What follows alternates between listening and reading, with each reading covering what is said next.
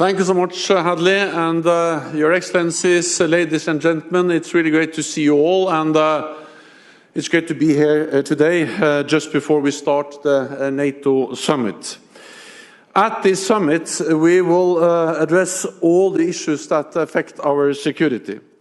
Russia's war in Ukraine, cyber, terrorism, disruptive technologies, and many other threats and challenges. But we also know that climate change poses a serious risk to us all. So therefore, I'm very pleased to be with you today at the first high-level dialogue on climate change and security, bringing together NATO allies with partner nations and other stakeholders from around the world. And I thank you all for being here today. From the high north to the Sahel, climate change is a crisis multiplier. More extreme weather devastates communities and fuels tensions and conflicts. Climate change matters for our security, so it matters for NATO. That is why NATO is determined to set the gold standard on addressing the security implications of climate change. Here in Madrid, leaders will endorse a new strategic concept, the Madrid strategic concept.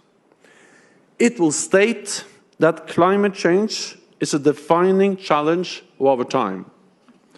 For NATO, this means three things: increasing our understanding, adapting our alliance, and reducing our own emissions.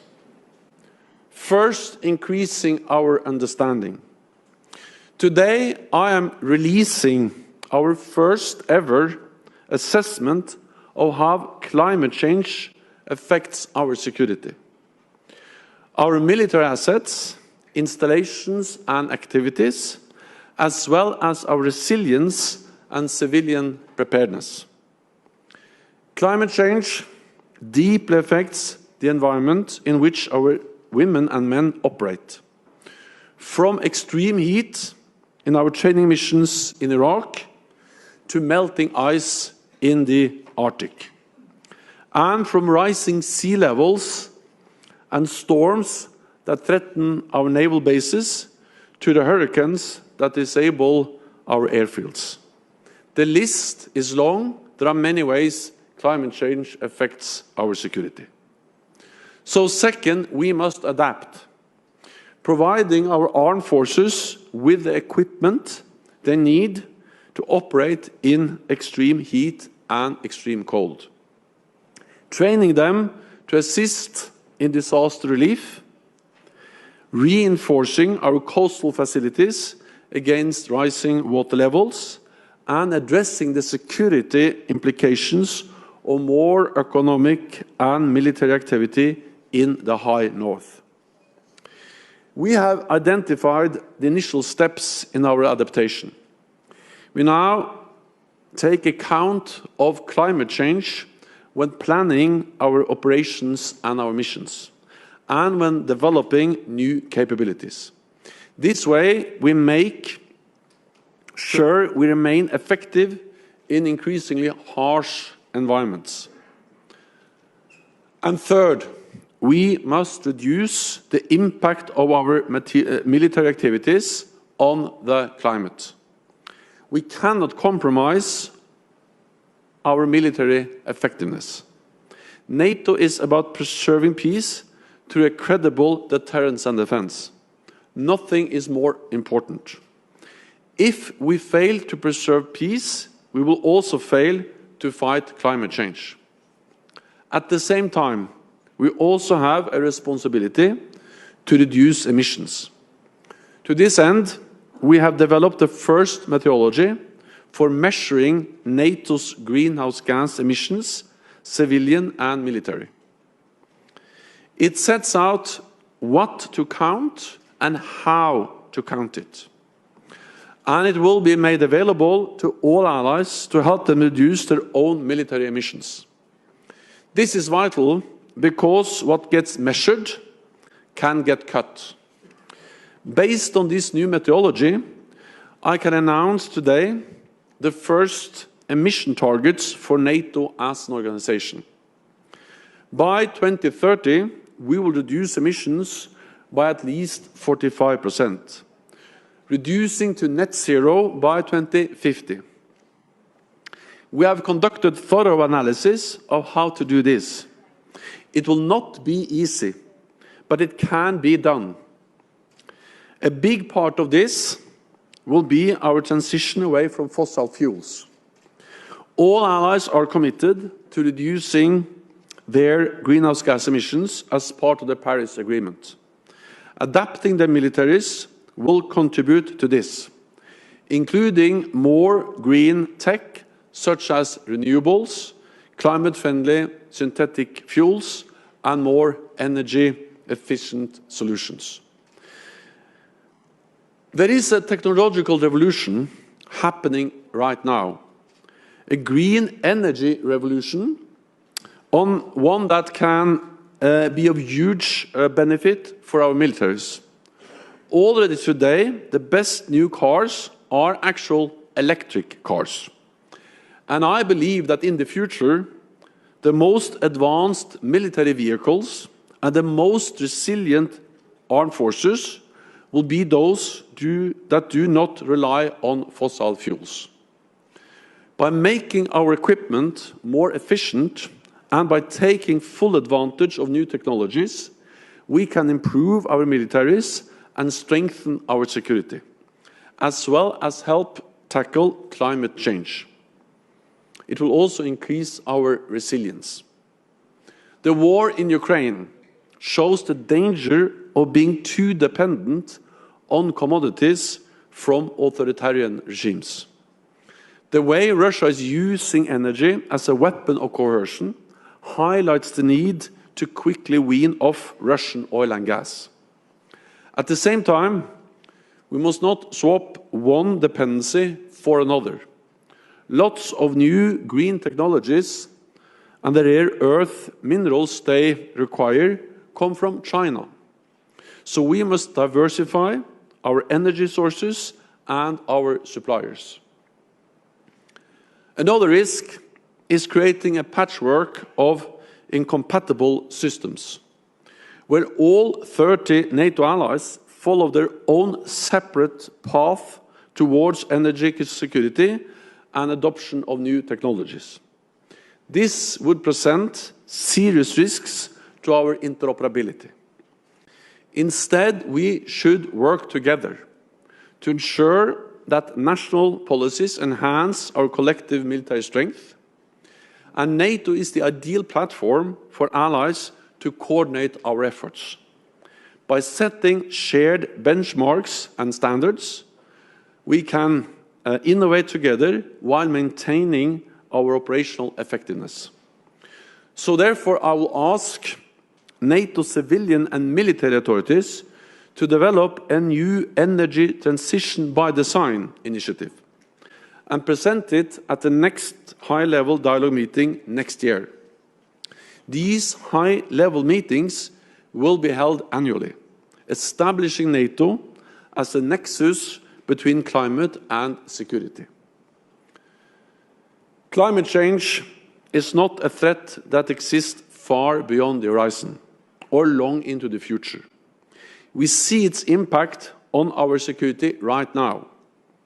We now have a plan with concrete actions to address the security risks of climate change, to ensure our alliance adapts to the new challenges, and to protect NATO's 1 billion citizens. Thank you so much.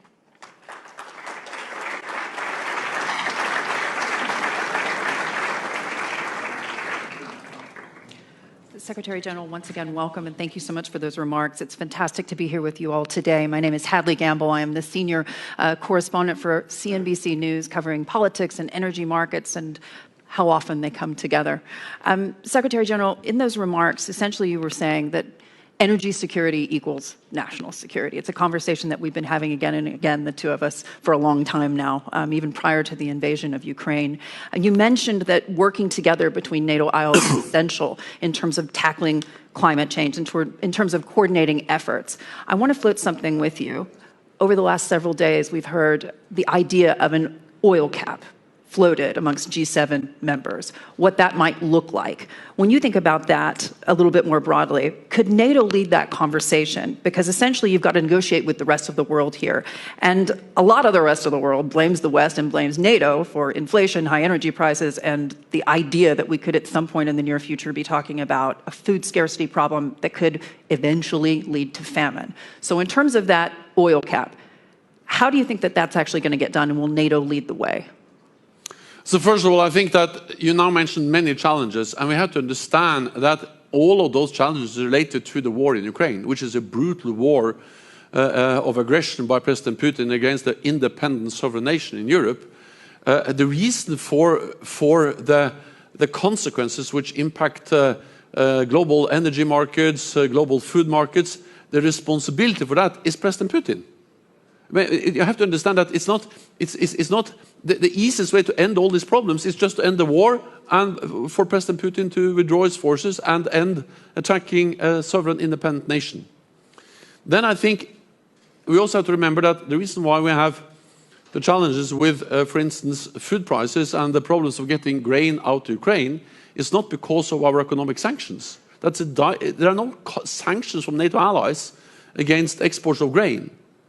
So the reason why it's hard to get grain out of Ukraine, food out of Ukraine, is the war, is the Russian blockade. That the lesson President Putin learns from this war is that he will be rewarded by using this kind of brutal military force.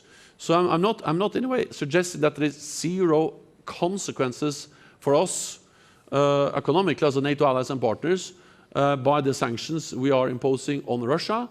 But I'm saying that the most severe are direct consequences of the war itself, grain, and second, that the fact that we are paying a price is actually a price is worth paying to support the brave Ukrainian people in upholding the right for self-defense.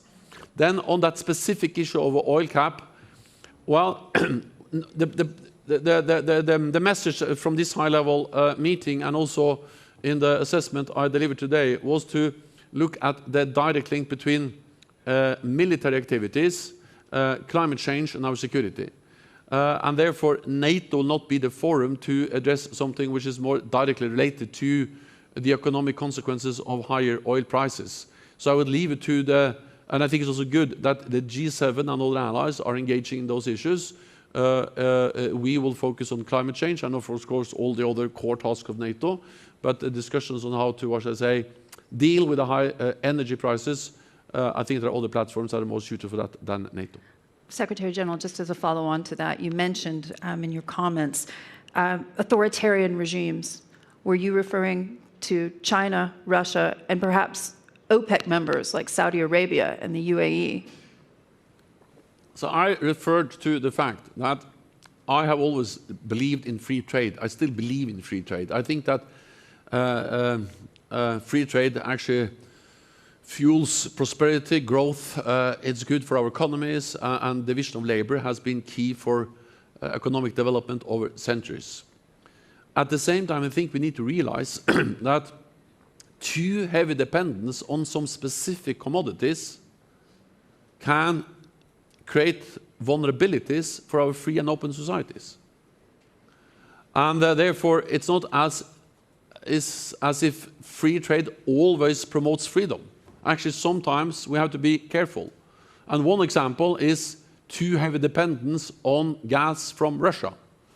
That was not obvious for everyone before Ukraine, but now it's obvious for everyone that the high dependence by European allies on imports of gas from Russia has made them vulnerable in a way they should never have been in the situation we are now with the brutal invasion of Ukraine. Second, I also believe that, of course, we should trade with China. China is the biggest, soon the biggest economy in the world. Trade with China has been important for many of our companies for prosperity, albeit also in the future. But we have to be aware of the same risks of too heavy dependence, for instance, on some rare earth minerals, which are key for many different technologies, including green technologies. We have to be aware of the risk of China controlling critical infrastructure. Not so many years ago, 2-3 years ago, it was a big discussion whether we should be concerned about Chinese control of 5G networks. Now I think everyone realizes that that is something that matters for our security. So we should not, in a way, in the shadow of the idea of free trade, open up and make our infrastructure vulnerable to Chinese control when we, for instance, speak about 5G networks. And then lastly, we should also realize the danger of too much what I would call naive free trade, if that leads to that we are sharing key technologies we are developing with authoritarian powers. So I'm not against trading with authoritarian countries. That will be the case, has been and will be the case in the future. But we need to be aware of the risks, the vulnerabilities, and therefore the work we now do in NATO to improve resilience, to increase awareness of these issues, and then in dialogue with allies in different ways, also ensure that we continue to be in favor of free trade, but we also have to have some limits and some guidelines on how to not create new vulnerabilities, as we have seen, for instance, with too high dependence on imports of Russian gas. Secretary General, when you think about this within the context of the current situation with regards to climate change and the energy transition, I just want to read you a couple of comments that we've heard in recent days, as quoted to CNBC. The CEO of Exxon discussing the current energy situation and saying that society is going to pay a very high price if governments and industries abandon fossil fuels too soon. The CEO of BP essentially saying that the world needs to back those who deliver the energy that the world needs today as well as tomorrow.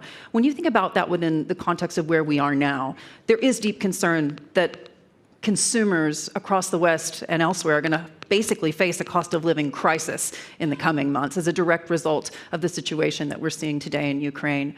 What is your message to the oil and gas community at this point? Are you willing, as NATO allies, to work with them through this transition? Should we be investing more money now in not just renewables, but also fossil fuels today?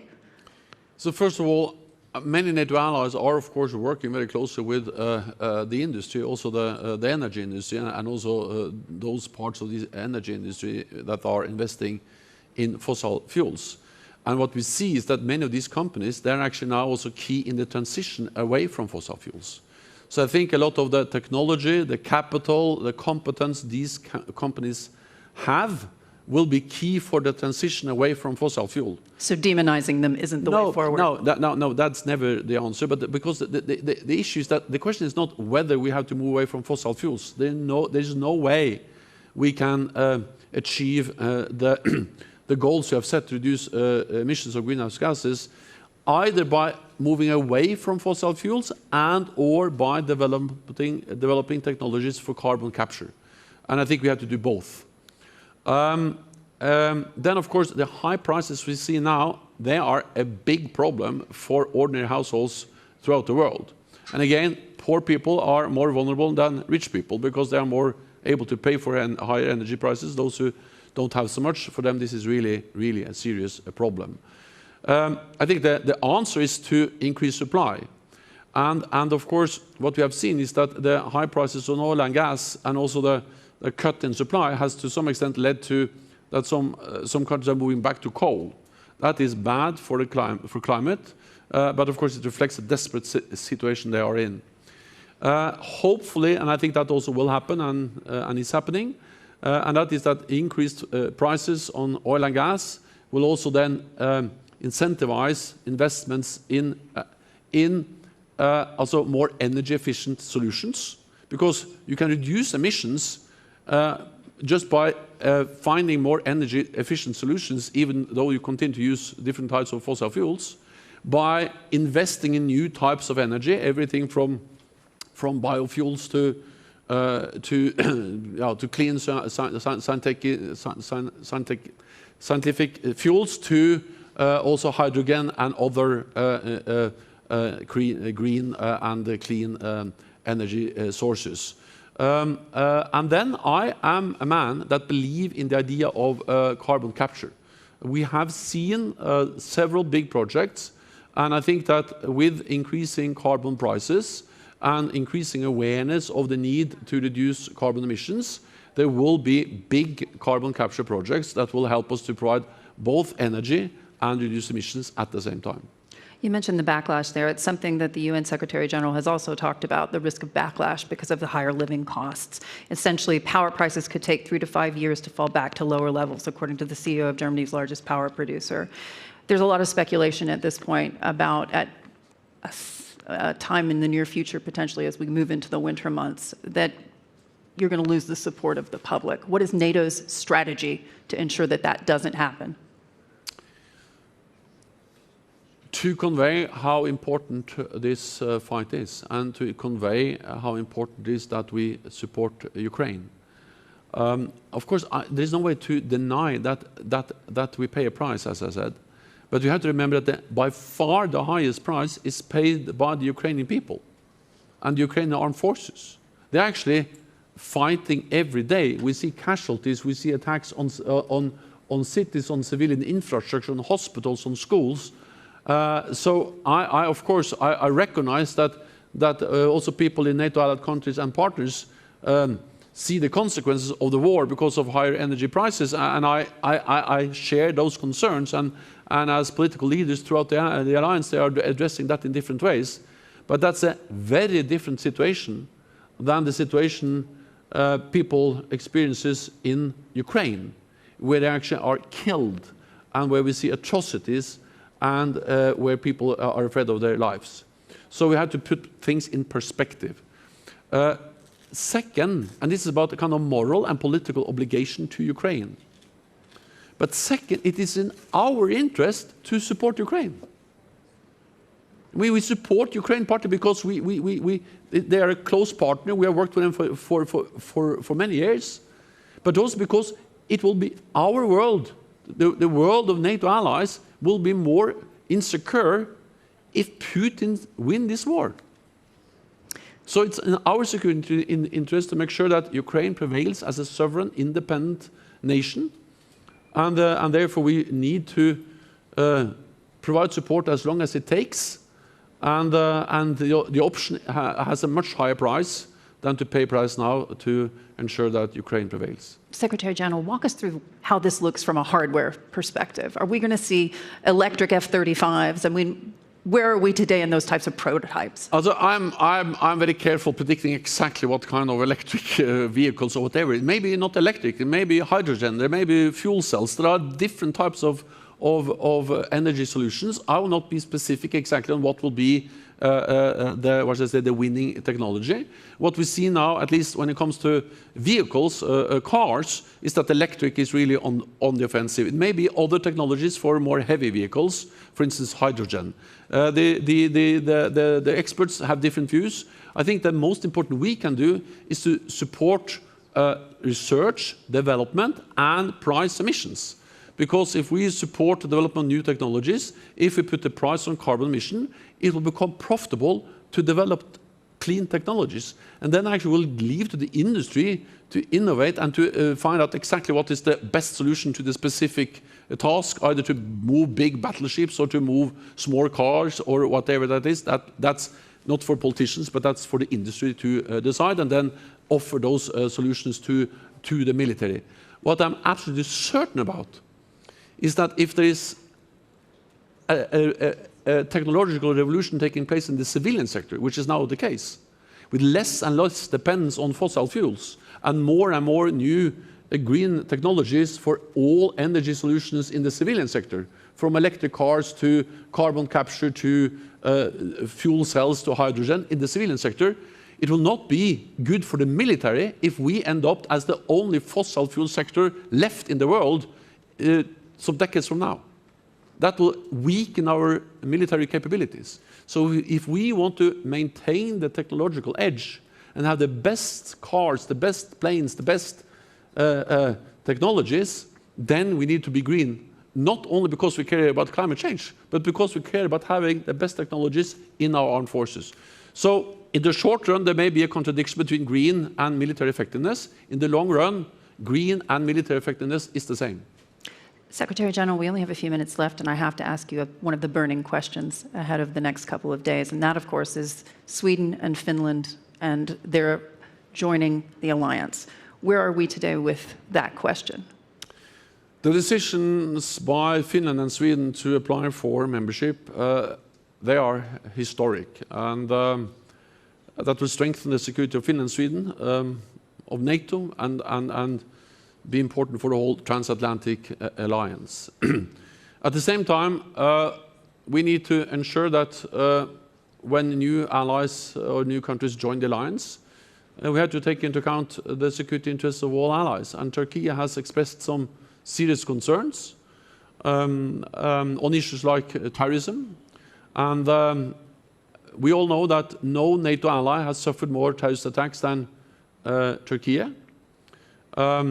Thousands of people have been killed, and PKK and other groups, they are responsible for these terrorist attacks, and PKK is a terrorist organization. That is something which is also not only many NATO allies proscribe PKK as a terrorist organization, but the European Union, Finland and Sweden. So of course, to sit down then and discuss with Turkey how can we step up, do more together in fighting terrorism, which is a threat to our security, is an issue that is absolutely legitimate and important as part of the accession process we now and dialogue we now have with Finland and Sweden. I will not, promise anything. I can only tell you that I have spoken several times with President Erdogan, with the Finnish and the Finnish president, and with the Swedish prime minister. We will meet later on today, President Erdogan, President Niinistö, and Prime Minister Andersson, and I hope that we can make some progress, but let's meet first, and then I can update you afterwards. A bit more broadly, sir, billions of dollars of weapons and aid going to Ukraine, unprecedented economic sanctions on Russia, the Russian ruble currently stable. Those sanctions and undoubtedly will see more effectiveness as time goes on. But there is a big portion of the world, part of the world I live in, the Middle East, and looking out to the Sahel, as you mentioned in your speech earlier, to Africa, elsewhere, very worried about food security issues. They're very worried about famine. They're worried about higher energy costs and, frankly, civil and social unrest.